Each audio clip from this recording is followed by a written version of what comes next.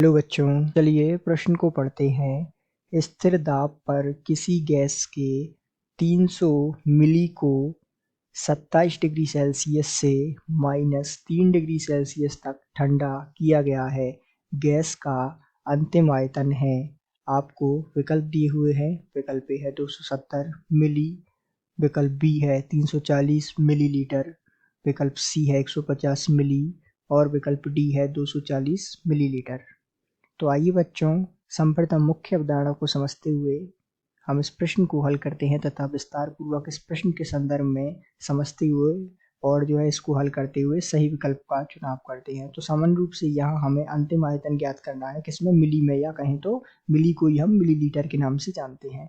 तो आइए सबसे पहले यहाँ कुछ सूत्र की जरूरत है जो इस प्रश्न को हल करने के लिए महत्वपूर्ण होंगे, उनको जानते हैं तथा कुछ जानकारियाँ जो इस प्रश्न को हल करने में हमारी सहायता करेंगी उसको जानते हैं। तो यहाँ सबसे पहले बात करें हम ताप T1 जो कि दिया हुआ है 27 डिग्री सेल्सियस। इसे यदि हम केल्विन में बदलें तो यहाँ 27 और इसके साथ जोड़ देंगे 273, तो ये जो ताप हमारे पास आ जाएगा T1 300 केल्विन आ जाएगा।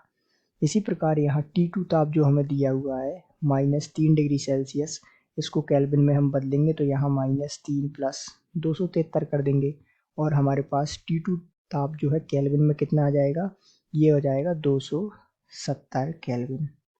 साथ में हमको कुछ और दिया हुई जानकारी दी हुई है, उसको भी हम ग्रहण करते हैं तथा समझते हैं। तो यहाँ हमें दिया हुआ है B1, अर्थात आयतन B1 दिया हुआ है 300 ml मिलीलीटर, तथा साथ में B2 अंतिम आयतन हमें क्या करना है, ज्ञात करना है। यही तो हमें निकालना है। अब यहाँ हम किसकी मदद से निकालेंगे इसको, तो यहाँ हम जो है चार्ल्स के नियम से इसको हल करेंगे।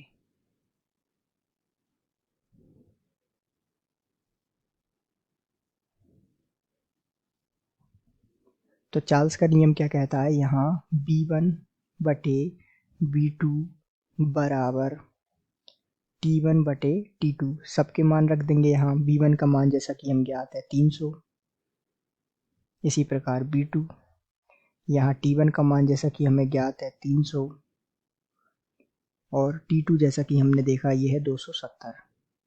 तो यहाँ से हम जो है B2 का मान निकाल लेंगे। अंतिम आयतन का मान हमारे पास कितना आ जाएगा, ये आ जाएगा 270 मिली।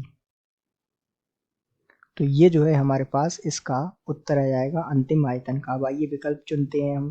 तो ध्यान दीजिएगा, हमारे पास गैस का अंतिम आयतन आ गया 270 मिली या 270 मिलीलीटर। तो हम कह सकते हैं कि दिए गए प्रश्न का सही उत्तर विकल्प ए है। आशा करते हैं आपको समझ आया होगा। धन्यवाद।